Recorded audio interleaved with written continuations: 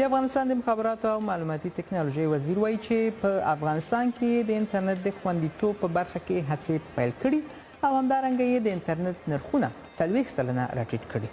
شهزاد آریوبی چې د افغانستان د انټرنیټ مدیریت په دویم کنفرانس کې خبرې کولې وویل چې په راتلونکي کال کې به د انټرنیټ د نرخ د ټیټوالي ترڅنګ سرعت او کیفیت ته هم جدي پاملرنه وشي.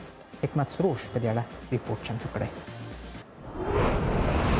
د افغانستان د مخابراتو او معلوماتي ټکنالوژۍ وزیر وایي چې سایبري جرمونو ته د رسیدګي قانون نهایی شوی او په نږدې وخت کې به د انفاظ په برخه کې د عامه پوهاوي چارې پیل شي. شهزاد آریوبی چې د افغانستان د انټرنیټ مدیریت کنفرانس کې خبرې کولې ویل د انټرنیټ د خوندیتوب په برخه کې هم هڅې پیل کړي. د انټرنیټ د رهبري د مدیریت خوندیتوب او اقتصاد په اړه د کنفرانس د افغانستان انټرنیټي ټولنې جوړ کړی وو. راتلونکي کال 2019 کال کې موږ غواړو چې انټرنیټ نرخ نور باید راټیټ کړل شي، خصوصا سرعت او کیفیت ته باید خاصه توجه وکړو.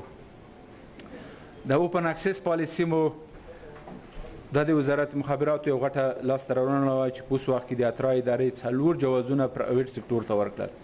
د دې سره هم سرمایه‌ګذاري کیږي او هم خصوصي سکتور هغه انټرنیټ چې په نورو دنیا کې استفاده کوي دوی کولی شي افغانستان ته راوړي. د افغانستان د انټرنیټي ټولنې غړي وایي چې د دې کنفرانس موخه دا ده چې د انټرنیټ اړوند ټولې ادارې او شرکتونه باید د افغانستان د انټرنیټ په پالیسي کې شریک سي او همدارنګه عام افغانانو ته د انټرنیټ د کارونې په اړه عامه پوهاوی ورکول سي. د مختلفو ټولنو چې د انټرنیټ په مسایلو کې یا د بشر د حقوقو په مسایلو کې یا د محتویاتو د جوړونې په برخه کې فعال دي، دوی سره راځي همکاریان ایجادي او دغسې پارتنرشیپونه جوړوي. د دې کنفرانس جوړونکي وایي چې په افغانستان کې د انټرنیټ د زیربناو په برخه کې ستونزې موجودې دي او دوی غواړي چې له افغان دولت سره یو ځای د دې ستونزې هواري ته لار پیدا کړي.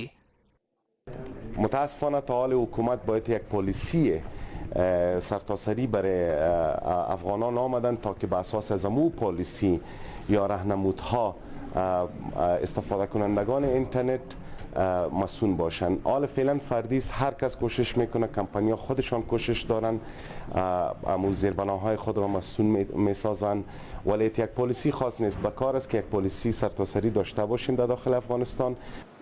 د افغانستان د انټرنیټ مدیریت دویم کنفرانس چې 3 ورځې دوام وکړ د انټرنیټ اړوند 22 ورکشاپونه لرل چې نږدې 300 کسانو پکې ګډون کړی وو.